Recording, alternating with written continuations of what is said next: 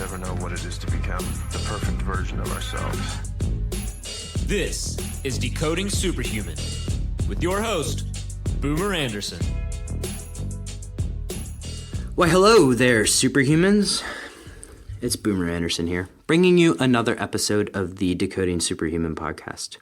So occasionally when I want to learn more about subjects, I bring on experts to talk about those subjects and really give us the bite-sized pieces of scientifically backed, actionable information that we can use in our everyday lives. And today, that topic is going to be photobiomodulation.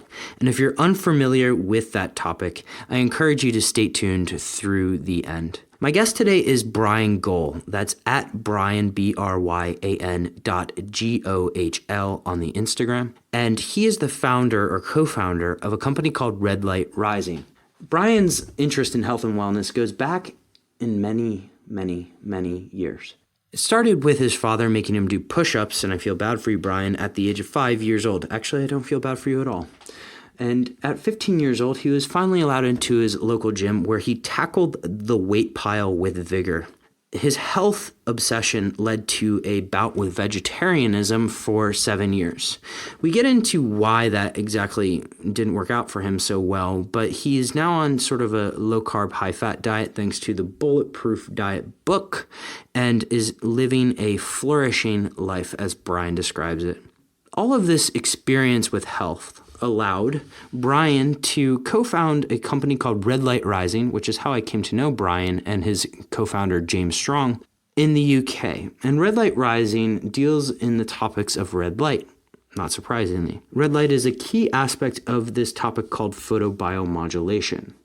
And so when they started this company, they had the aim to improve their health and optimize performance.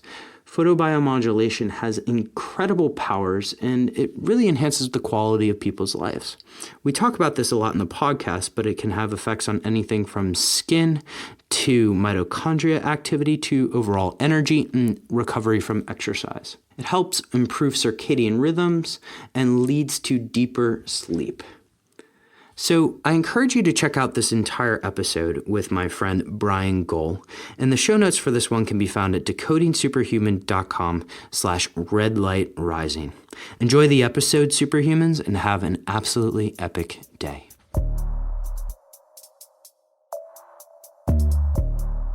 Sponsor for this episode is the ring on my finger. No, I'm not married yet, and frankly, before this ring, I hated wearing rings. But I must say, the guys at Oura have done a great job. The Oura ring allows me to track all sorts of crazy things about my sleep, including my resting heart rate, my deep sleep stages, my REM sleep, etc., etc. I really enjoy the feedback, and it allows me to make lifestyle decisions to become a higher performer. Let me give you an example. So prior to getting the Oura ring, I would fast essentially 16 hours after my last meal. It didn't matter when that last meal was. However, when I look at my resting heart rate and how that really correlates to my performance the next day, I know I want my lowest resting heart rate coming as soon as possible after going to sleep, because that's when all my recovery really starts. So what did I do? Well, it allowed me to adjust really when my last meal was before going to bed. So I have my last meal now earlier in the night. I get better sleep, I get higher quality sleep, and I must say, the next day feels amazing. So if you want to check out the Oura ring, and if you want to pick one up yourself, go to auraring.com. That's OURA ring.com. Plug in the code BOOMER, and you'll get $50 off your order, or 50 euros, depending on your jurisdiction. I really hope you enjoy the ring, and on with the show.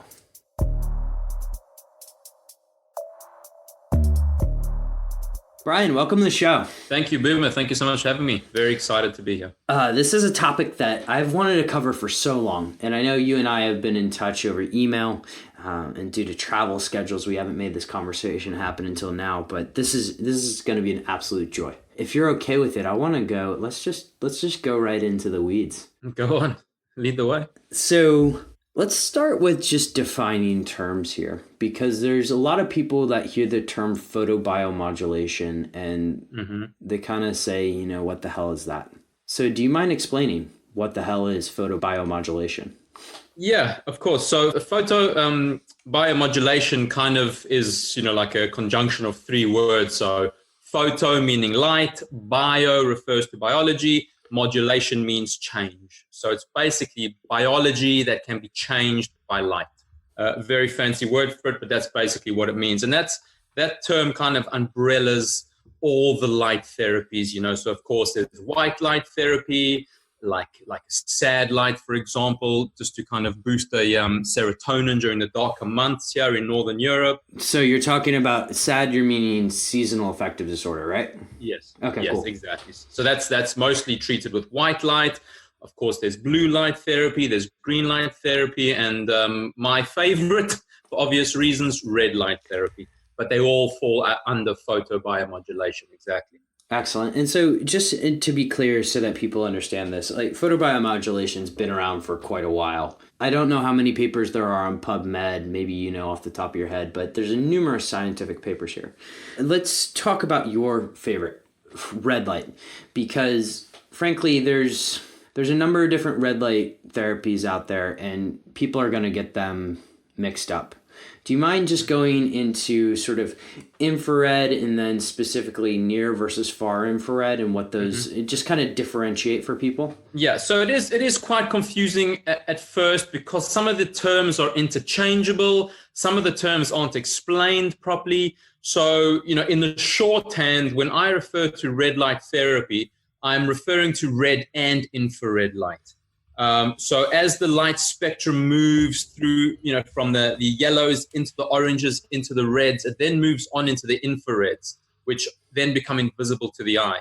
And the infrared light spectrum is, composed of many different wavelengths, many different kind of identifiers of the kind of light.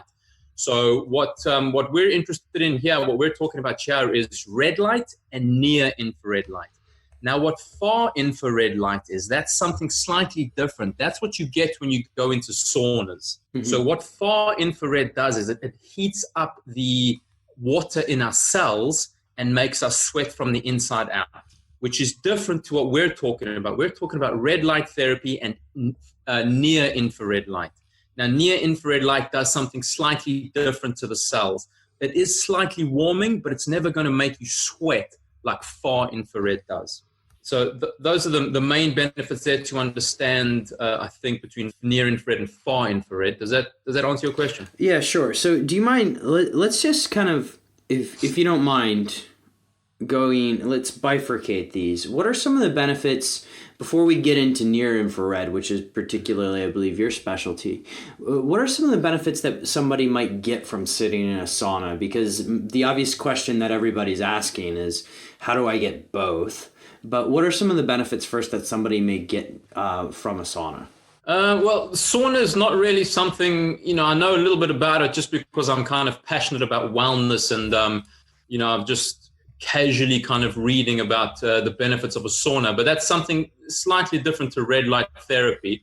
But a sauna, some of the main benefits, of course, is sweating and detoxing and kind of flushing the system and the increasing blood flow to all the muscles. When you're sitting in a hot space like that, you get vasodilation, which of course is, the expanding of the blood vessels, which then stimulates easier blood flow. And you're also, something I'm learning about right now, but I'm not, unfortunately, too qualified to speak about it, is something called heat shock proteins. Okay. And this is some kind of a stressor-related benefit of sitting in a sauna. But one thing I should mention right now, there's two main technologies with red and infrared light therapy. The technology that my company, Red Light Rising, sells, and one of the most, kind of up-and-coming technologies is LED-powered red and infrared lights.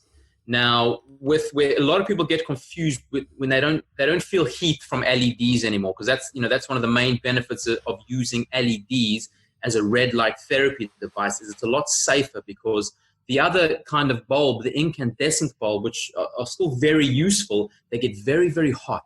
So if you accidentally touch these bulbs, you're going to burn yourself because they are boiling hot. So one of the main advantages is that LEDs don't get hot. Mm. So there's no risk of burning you, with contact to the skin. Now, with a lot of some infrared saunas, they utilize these incandescent bulbs where you get the heat.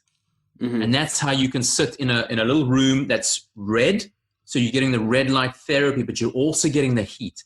Whereas if you put my lights in a little room, it's warm, but you're never going to sweat because there's no heat energy coming off the lights, if that makes sense. Yeah, it makes perfect sense. And in fact, I think you just brought up a topic that I want to get into later, which is a little bit of a controversial one in the red light world. But let's take a step back. Your company here, Red Light Rising, you guys specialize in red and near infrared light and therapy. Do you mind just walking us through the differences between both? Because I know for a lot of people, from a layman's perspective, it can be very confusing. Do you mind just walking through both? Sure. So red and infrared light are wavelengths of light, right? And red light is, of course, red to the eye. So when you see a red light, it manifests as red. Infrared is invisible. So now what the wavelengths that my lights emit is the red wavelength, which is measured in nanometers. And the particular wavelength of our red is 660 nanometers. And then when we move further along down the light spectrum, we get to the infrareds. And now the infrared that we use is near infrared, measured again in nanometers, and it's 850 nanometers. Now, these two numbers are very important because, all different colors of light are measured by these numbers. They all have different numbers, but 660, which is the red light, and 850, which is infrared, which is invisible to the human eye, have been found to produce the most benefit in the human body, particularly in the cells of our body. Okay, let's walk through some of those benefits, right? Because I want to make sure that people are very clear here, that these are very widely used, not just in the biohacking world, but what are some of the benefits that you've seen from some of your clients? So a real great way to think of it is as follows. So the red light has the most shallow benefits on the body. And what I mean by that is red light, the 660 nanometers, is really good for your skin and your hair, and has been found to penetrate the skin to a depth of about 5 millimeters. So that's about half a centimeter. And this is where the red light really, shines, as it were. It's affecting all the cells of your skin. And what it's doing in those cells, and what it's doing in all the cells of your body, really, when we get a little bit deeper in, is that there's two main benefits of this therapy, this red and infrared light therapy. The first benefit is that it is stimulating energy production on a cellular level. Okay?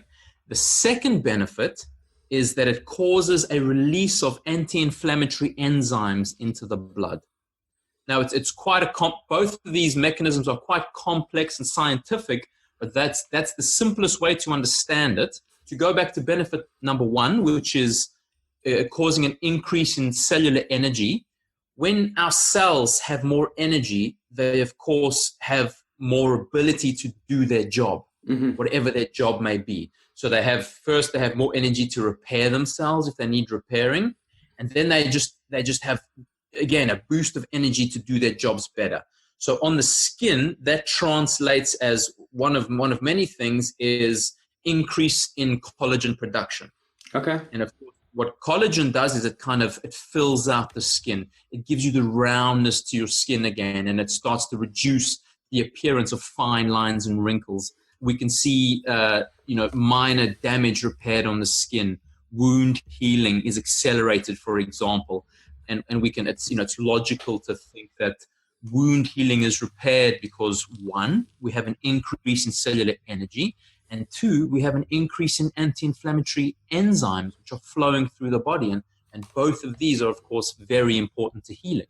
Okay, aside from the cosmetic aspect of it, cellular energy is, of course, of interest when you speak to high performers. Anything dealing with energy is, of course, interest. What are some of the other benefits? I mean, you mentioned anti-inflammatory, but other benefits that we can talk about when it comes to just general red light So this is where infrared light comes in. Yep. So like I mentioned, red light is very kind of surface. It's for your skin, it's for your hair, it accelerates the hair growth and all of that. But infrared light, this is unique to infrared light, is that it's got the ability to penetrate the body up to 5 centimeters. Okay. So now if you think about 5 centimeters going straight into your body, that's quite deep. And what we see happening when we have this depth of penetration with the infrared light is we're seeing the same things. We're seeing an increase in cellular energy and an increase in anti-inflammatory enzymes. But we're seeing that in our joints, in our bones, in our blood, in our organs. So we're it's like, having a Red Bull or having some kind of energy drink deep down in your cells. So that translates as increased performance during workouts. So what I do personally, and I know a lot of my clients do, is I do a lot of CrossFit, which is a very intense, kind of exercise regime. And I'll spend 10 minutes in front of the red lights before I go to CrossFit. Okay. And the benefits that I'm getting there is I'm getting increased blood flow, increased nutrient delivery to my muscles. I'm getting, synovial fluid kind of moving around my joints, loosening up my joints. I'll do some warm-ups in front of the light. Post-workout, same thing. I was going to ask, because post-workout is how I've used it before. Exactly. So post-workout, of course, the idea behind a workout is that you're causing kind of transient inflammation in the body. You're stressing the body, in a non-chronic way, hopefully, with very short and intense bouts of exercise. You're switching on this hormonal cascade of stress hormones and muscle building hormones to kind of repair the body. And red and infrared light is the perfect supplement to that, because you're speeding up the healing. You're adding more anti-inflammatories into your blood. So you're just kind of speeding up the whole process and making the whole process more efficient. So whereas in the past, somebody who's done, I as a person who's done probably way too much CrossFit in the past, people. No such thing. Yeah. Take that back. Yeah. From the CrossFit community's perspective, that's for sure. Yeah. But when you start looking at inflammation levels, which, by the way, this is before I knew a lot about red light therapy. You have a lot of the CrossFit guys that are pounding Advil and sort of other anti-inflammatories. But this would be a great supplement in air quotes here, to your recovery, in terms of just ways to just speed that whole thing up. Exactly. I have that right? Absolutely right. Perfect. Spot on. And I'll just say that you're completely right with what you said there. The idea behind CrossFit and the way I treat CrossFit is it's twice a week maximum. Yeah.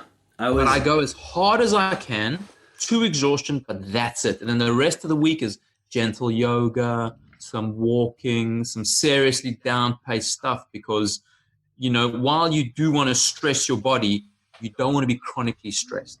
Yeah. Because chronic stress in all forms, it's the end of the road. Yeah, just to give you some perspective here, I was doing it at one point almost 10 times a week, which was, and I thought that I had this regional level ambition, and I was talking to, we had Marcus Philly, who is a multi-time CrossFit Games participant.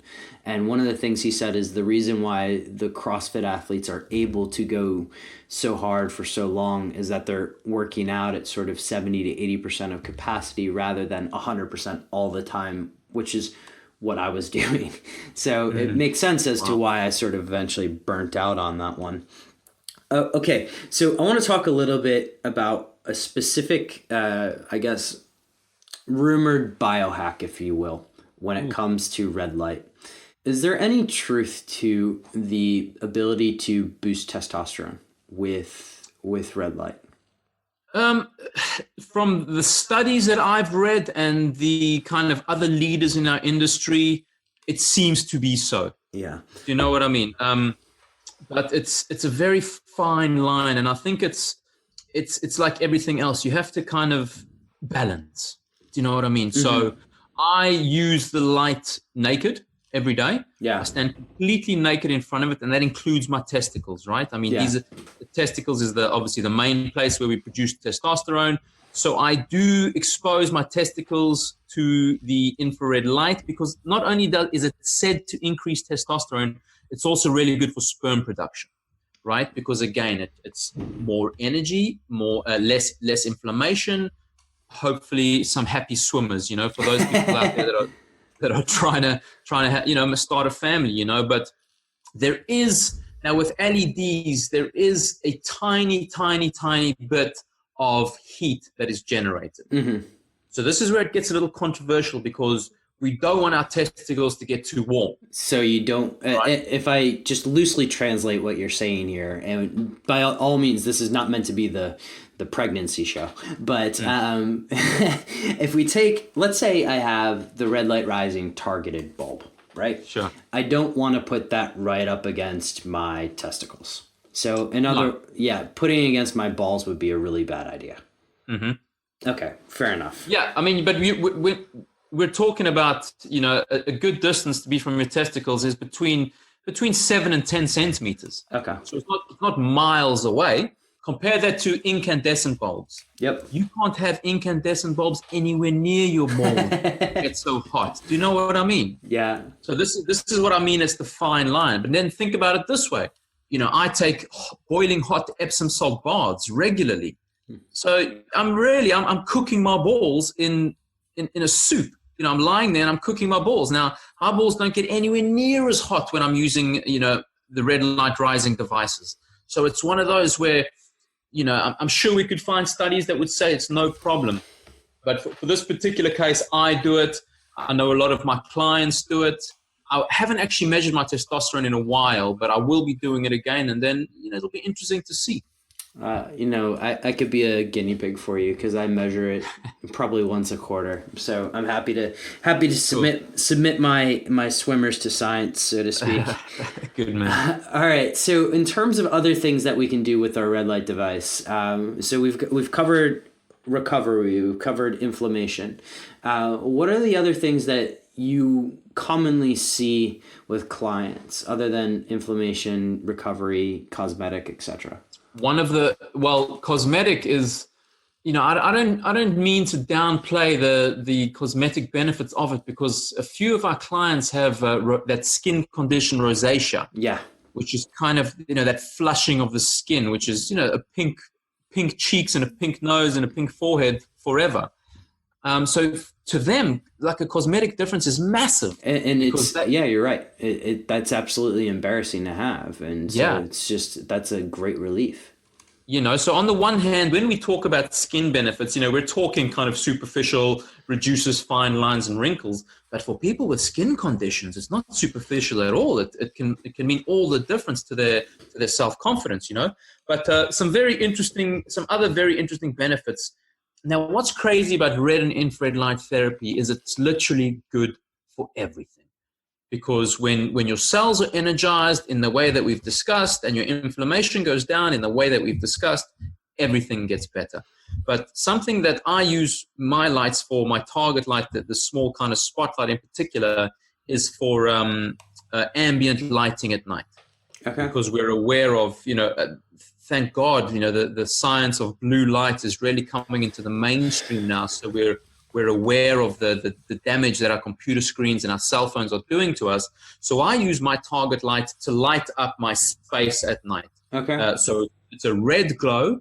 And what's important about this red glow is that there's zero blue or white light in it. Okay. Now, what that means for our brain is this is related to the circadian rhythm, day and night, wake and sleep. Mm-hmm. So, as the sun rises in the morning, very bright light, it kind of turns to blue in the mid-afternoon. Mid-afternoon, the sun starts to go down and the colors slowly start to go, yellow, orange, and then just as the sun is setting, lovely purples and reds, and then it's black. So when you use a red light device for ambient lighting at night, hopefully in the absence of cell phones and laptops, your brain is thinking, okay, well, it's nearly time for bed. There's zero blue light around. The sun must have gone down ages ago. This lovely red light is the sunset, or it's the fire, the primal fire. And then your cortisol levels will have started dropping. Your melatonin levels will start rising. This is, of course, the sleep hormone and all these wonderful benefits that all these changes that happen in our brains as we're preparing for sleep. And as we go to sleep, they have a kickstart because of this ambient red light. So it's very helpful for circadian rhythm and sleeping, improving sleep quality. This all makes perfect sense to me. It's the first time I've heard it used. Are you using it almost like a nightlight in a way? Yeah. Okay. I read in red light. Absolutely. I mean, that's beautiful because you solve a problem that I've had for a while, which is in the bedroom, no light. How are you going to read? Exactly. But that's great. And so you don't have any sort of disruption at all of your circadian rhythms due to red light. Well, unfortunately, I mean, running a business, sometimes you do have to stay up at night answering emails or preparing content or something. But this is how the protocol looks. And I know you're aware of this. My computer is fitted out with a blue light blocking software. Yep. So at a certain time of night, the blue light blocking software comes on and blocks most of the harmful white and blue light coming out of the computer. My second line of defense is blue blocking glasses. I'm wearing some by TrueDark, good friends of ours. So I wear my TrueDark blue blocking glasses, which will block further blue light coming out of my computer. And then I also have the ambient red light on. And these lights are very, very bright. So it's a very bright red light. But that, again, because there's this rush of red light going into my eyes, and it's telling my brain, evolutionarily speaking, I'm sitting around the campfire. Gotcha. There's all this red and infrared light which comes from a fire. That's why we get so mesmerized. Whenever we have a barbecue, we stand around a fire. If you go camping, you get mesmerized staring into the flames because it's this evolutionary biological attachment where fire is survival. And at night you would sit and you'd be mesmerized by the red and infrared light coming off this fire and then sleep like a baby. Beautiful. One of the things that always comes up with any electronic device, particularly in the bedroom, EMF. Do you mind just touching on, because there has been a lot of public publications lately about the EMF of these devices. Do you mind just touching on red light risings devices in particular? Sure. We've got EMFs. Unfortunately, there's with an electrical device, it's almost no way around it. But our devices have been tested both by our manufacturer and by ourselves in-house. And we do have the videos. I'm not sure if they're published on the website, but we do have the numbers. And basically, at the recommended distances that is advised both by the scientific studies and, in terms of there's this big calculation when you calculate the power of the light, the distance that you're standing, and that gives you the amount of energy you're absorbing. So therefore, you can kind of mediate your distance. Yeah. So at the recommended distances that we recommend for our lights, they're completely safe to use. Okay. So this is one of the reasons why you don't want to stick it on your balls and you don't want to stick it because you're just getting too close. But the crazy thing is when we measured, if we held the EMF meter up to the light, it's very, very high. But as soon as you take it away, it drastically drops. So it's not like, vibrating through the whole room. So we were obviously very happy to see that because, it's very helpful. So yeah, there are EMFs, but used within our guidelines, perfectly safe. I speak for myself here. I put my cell phone in my pocket and I've got EMFs, flying around my balls all day, So it's, it's a tough one. One of our guests recently was Daniel DeBon of Defender Shield, and he would tell you, if anything, put that thing in airplane mode. But so I guess one more point on, maybe more than one point, on the red light device. Where, in terms of parts of your body, let's say I have a targeted light or even the full panel, what parts of the body do you think are most important to expose to red light? Well, I would say the head down to the testicles or down to the reproductive organs, because that's where all the interesting stuff has happened. Just going back to our previous discussion about the benefits, one of the most exciting things that I read, and touch wood, my family hasn't been touched by Alzheimer's, but one of the most exciting things I read was when they were shining infrared lights on the front part of the skull of people that were deep into the Alzheimer's. They found that it was bringing back their motor skills. They could start feeding themselves again, and they could start, they could start using their language again. They could start talking while being treated with this red light. And when they stopped the treatment with the red light, they went back to their previous state.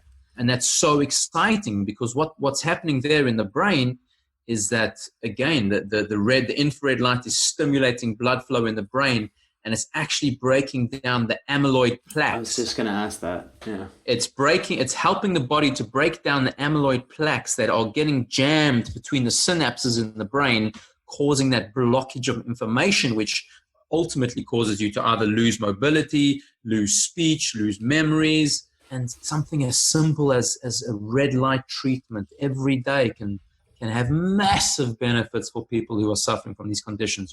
Let's just say you've got a target light, which is kind of, spotlight size. The face is fantastic. It's really good for your teeth. It really helps your teeth rebuild their protective barriers. It's really good for your tongue. It's really good for your skin. It's fantastic for your eyes, strengthening and rejuvenating eyes.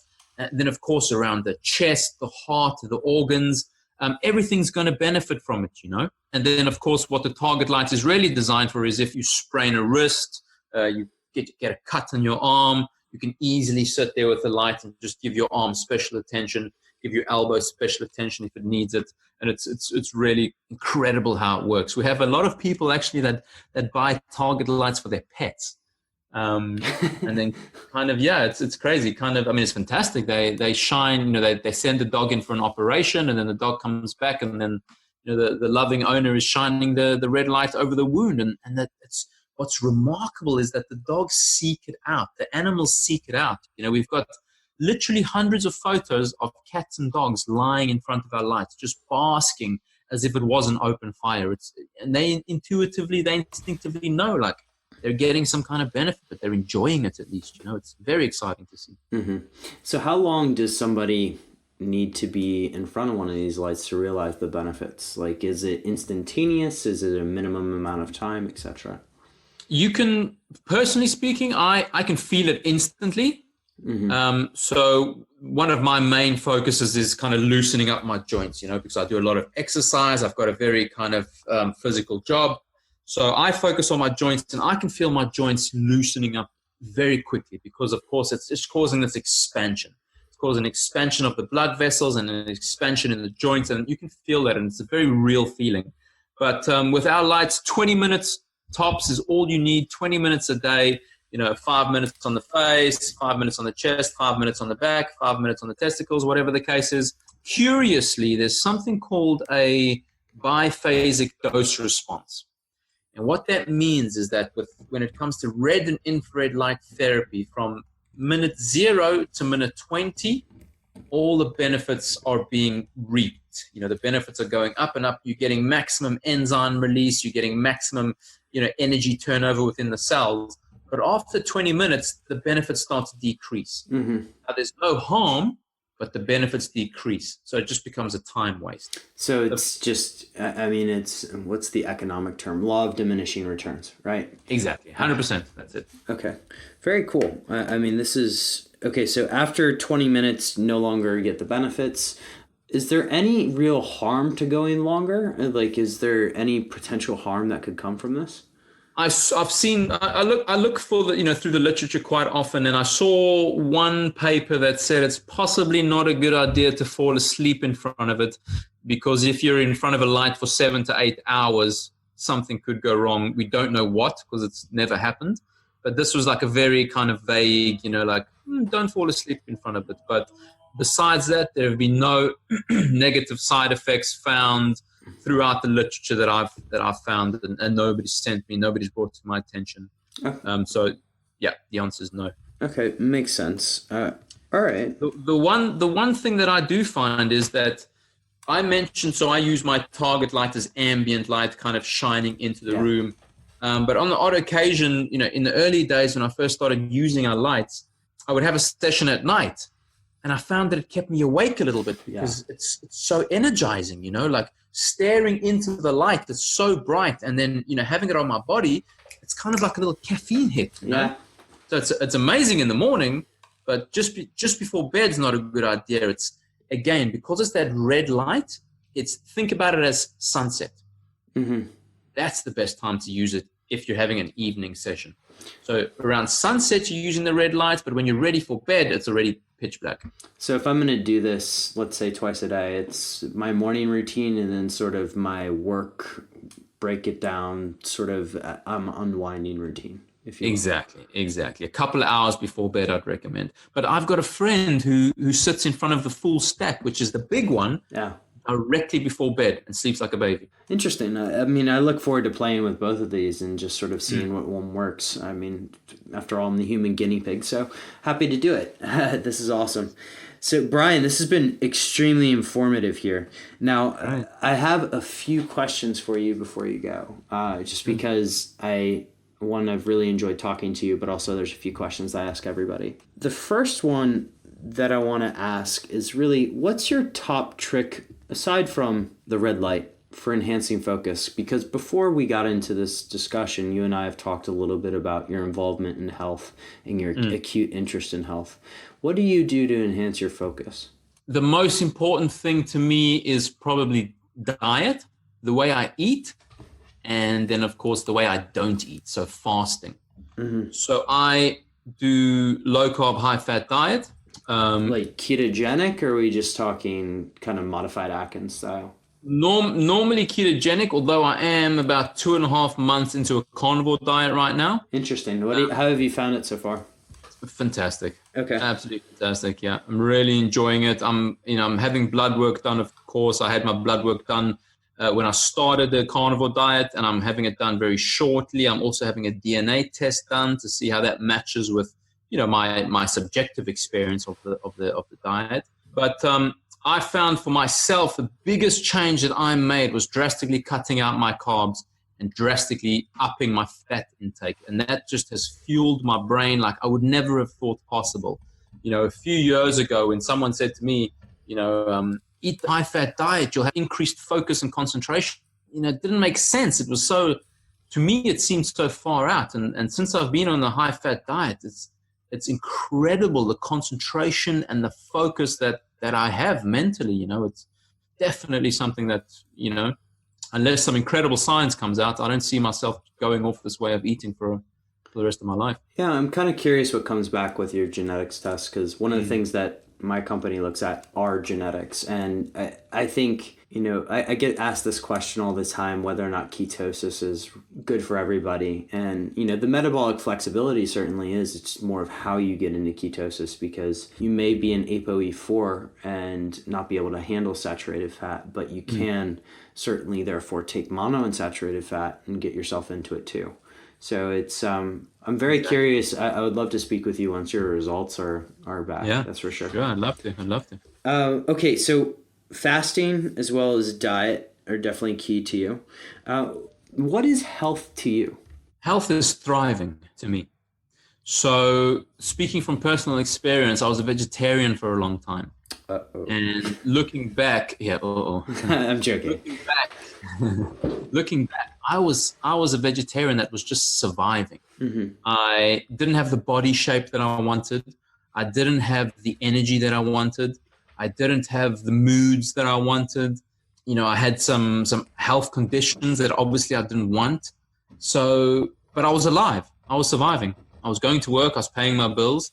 But now I'm thriving, because now that I know way more about diet and way more about health and biohacking and wellness, the sky is really the limit in terms of energy, So in my own personal experience, the more kind of wellness hacks I add to my routine, my daily routine and my life overall, the more my energy and my motivation and my focus and my inspiration goes up.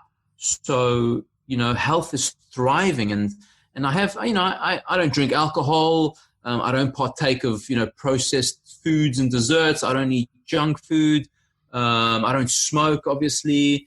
So it's easy for people to be like, geez, man, how boring, let your hair down. But I'm like, I feel like a rocket going to the moon. I have so much energy. I have so much motivation for life. When I look around me and I see these people that are partaking, of these so-called treats and pleasures, and they're lethargic and they're lying in front of the TV for 3 hours every night. To me, that's not living.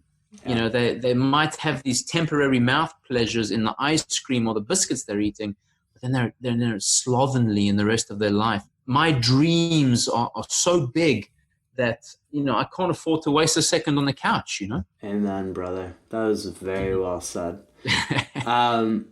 I actually forgot to ask a question on the red light side. So I want to go back to that before we go to the final question, or final two. Let's take a look at sort of the common Philips Hue or LIFX lights. Some people may say, oh, I can make that red as well. Do you mind walking through just simply why the light is different from, you know, the red light that I can get out of my LIFX bubble? Well, it just depends. I'm not 100% familiar with those lights that you're referring to, but the important thing about the LEDs is they can be programmed to the exact wavelength. Gotcha. So as I mentioned, we've got 660 and 850. We could have 661 if we wanted to. We could have 849 if we wanted to. So now with other light bulbs is sometimes they're just tinted, and I'm not sure that this is exactly, you know, if it's a red tint, I'm not sure it's exactly the same thing as a programmed red LED light. I'm speculating here, but my speculation is that those are mass market light bulbs that are created for people to get desired colors. They're not necessarily taking into account sort of, I don't think that Philips is taking into account a desired wavelength for a health benefit, at least yet. And it's also, it needs to be very powerful. Yeah. It needs to be a very powerful light because we need to penetrate the skin and we need to penetrate the body. And, you know, that's why red and infrared light is so unique, because it's able to penetrate the body. Most other colors don't go near as deep as what red and infrared does.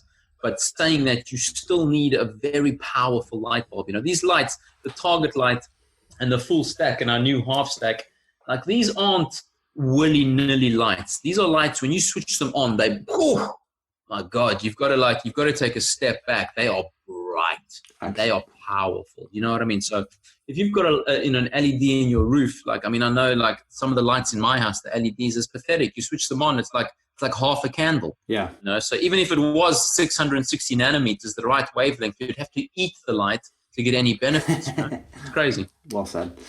Do you mind commenting? One of the things that's come up, and I know you and I, sounds like we read a lot of similar stuff.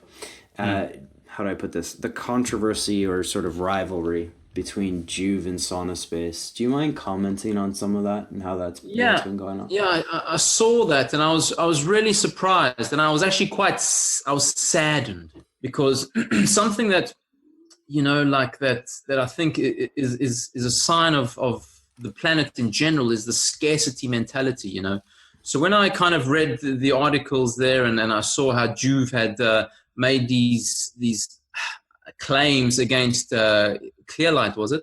Sauna Space, sorry. Made these claims, and then, you know, Sauna Space made this rebuttal. It made me sad, because I thought to myself, why would you go out of your way to attack someone? Yeah. Do you know what I mean? Like, if I was that kind of person, I could come up with a few ways to attack Joovv. But I thought to myself, instead of, you know, I see Joovv as kind of like this, you know, the industry leader, because they brought red light therapy really into the mainstream. So I see Joovv with reverence, and I'm grateful for what they've done. You know, we make a different product to them. You know, they're a different kind of company to us, but I would never attack them. So it kind of made me a little bit sad to see that they would kind of, you know, try and put down another company. You know, whereas the mentality that I'm trying to have in my life, and certainly in Red Light Rising in the business, is that there's enough for everybody. There's enough to go around. I'm not going to, you know, make a big deal about posting an article to try and make Joovv look bad, or try and look at another manufacturer and make them look bad in hopes that people go, oh, they pointed out something negative, so I'll go with them. You know, for me, there's enough to go around. And now, you know, once I saw what had happened, and I read the rebuttal from Sauna Space, it really soured me towards Joovv. I was like, wow, they've really kind of put their foot in it here, you know, and all the science that Sauna Space brought to my attention, like, I was like, oh, I'm going to go out and get myself a Sauna Space now, you know. It made me sad, you know. It's not something that I would ever do, and I know my business partner, James, and we talk about Juve a lot, and we think, wow, they're doing great things. They're a much bigger company than us. And we look at them, with reverence, and we would never publicly say anything horrible about anyone because, like I said, there's enough to go around, abundance mentality. Exactly. And there's 7 billion people in this world. And frankly, I love what you guys are doing in terms of making this affordable for people because it to your point earlier, it has so many health benefits. And there are certain companies out there that just the way they price themselves have made it very hard for a person to receive these benefits unless you have it at your gym, let's say, or and frankly most gyms won't have this, but like unless you have a friend that has this, it's very hard to get a hold of. So thank you for making it affordable, frankly. That's exactly why we did it, because my business partner and I, James, we were kind of on the verge of buying Juve. And, I'd started reading about red light therapy. I was like, okay, it sounds legit. A friend of mine has a Juve, so I was talking to him about his experience, his girlfriend about her experience. They loved it. So I literally went on my phone to make a little purchase, and I saw the price, and I was like, no, I can't. There's no way I can justify that. It's such a massive amount of money. I was like, I just can't do that, man. I spend money on my health. I buy the best food I can afford. I buy anything that benefits my health. I will spend as much as I can on it. But I saw those prices. My partner saw the prices, and we thought, no way. So, that's how we started Red Light Rising. We kind of just went out to kind of see if we could build our own lights. We went out and learned about it, did the research, spoke to manufacturers, designed stuff, came up with things didn't work, redesigned, reevaluated. And we realized, well, we can actually make a fantastic product, which, it's on paper. I mean, I don't want to say anything about Juve, but we have fantastic, power density and the size of our light. We have incredible quality for a fraction of the price of Juve. When we realized we could do that, we were like, well, we're gonna have to sell these because in London there's a big biohacking community, and we kind of did like a market sample. We were like, hey, if you could buy a light for this much, would you? And they were like, yes. Is it as good as Juve? Yes. Okay. It was a no-brainer. So it's not, I'm not ready to retire, but the good news is that, like I said to you, I get hundreds of photos a day. My dog loves it. My uncle loves it. My skin is so much better. I'm sleeping so much better.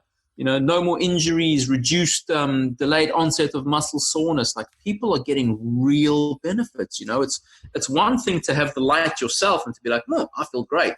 But then when people start buying it from you and they start using it and then they start telling you, I feel the same thing. Then you're like, oh my God, this is real. That's the confirmation, And that's what's happening. People are feeling better. They're loving their lights. Like, my Instagram is lit up with red light. People taking photos of themselves with a red glow in the background. Awesome. And it's such a good feeling too, right? To get those emails. Bryan, maybe this is an appropriate point for this. Where can people find out more about Red Light Rising? Oh, absolutely. So our website is the best place to start, redlightrising.co.uk. You can also check us out on Facebook as well, and Instagram at Red Light Rising. And then, if people want to have a look at myself and my business partner, we're also on Instagram. It's Bryan.Gohl, and my business partner is James E. Strong. And, they can have a look in on our lives, because we're both, keen biohackers. We're both super into our health and wellness and fitness, so we're kind of walking the walk together as well. So it's kind of interesting to put the puzzle together and see what's up, Awesome. I'll have to come down or over to London one of these days and come and hang out with you guys. One final question for you, and it's the last question I ask everybody. What's your favorite book on peak performance? I'd say my favorite book, the book that changed the way I look at food, what I understand about food. And it's also the book that introduced biohacking to my world, which for your listeners who may not be aware of, I'm pretty sure they are, I consider biohacking the cutting edge of wellness. Mm-hmm. So the book that did this for me was The Bulletproof Diet by Dave Asprey. Absolutely life-changing book, that. Yeah, it's I think he did a great job of summarizing some pretty key points that need to be brought to attention. I love what Dave has done in terms of re-engaging, or I guess restarting a conversation on the value of fat in the diet. So, there's a number of others that have been there, Nina Teicholz, etc., who have done a lot of work there. And Mark Sisson as well, got some fantastic books out. Yeah, Mark Sisson was he was one of the originators, right? Now he's got $1 billion company. So it's $1 billion. Yeah. Wow. Primal Kitchen, Primal Blueprint, that's $1 billion company now. So Jesus. It's pretty awesome. But, Bryan, thank you so much for taking the time and educating this audience on all things photobiomodulation. I need to be able to say that a few times fast. But Boomer, just before we go, one thing. If you want to come to London, we've teamed up with a breath coach over here in London, and we're putting on an incredible event at the end of September, the 29th of September, which is going to be a breath workshop, like Wim Hof style. He's a Wim Hof trained coach. Ice bath. He'll be guiding us into an ice bath. And then, of course, we're going to have red light therapy and hot cacao afterwards. A little cacao ceremony. I love it. Exactly. So you're absolutely welcome. If you fancy a trip to London, you've got a spot in the ice bath next to us if you're interested. Excellent. I'm looking forward to that, and I'll look forward to sipping some hot cacao with you guys. But nice. Bryan, thank you so much once again, and I love the fact that you guys are making this affordable for everybody. Awesome. So, to all the superhumans out there listening, have an absolutely epic day. Thank you. Thank you. Superhumans, before you go, can I ask 2 favors? Did you enjoy that episode? If so, can you send me an email at podcast@decodingsuperhuman.com?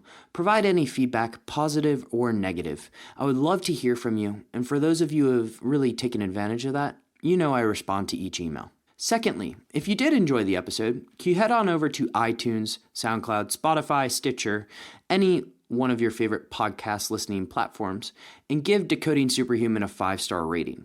It would really be appreciated. And then finally, for those of you who are looking at taking an informed approach to health, head on over to decodingsuperhuman.com. Check out what we have going on over there. And if you want to schedule a free 15-minute discovery call with me, you're going to have that option. Superhumans, have an absolutely epic day. And remember, as always, choose health.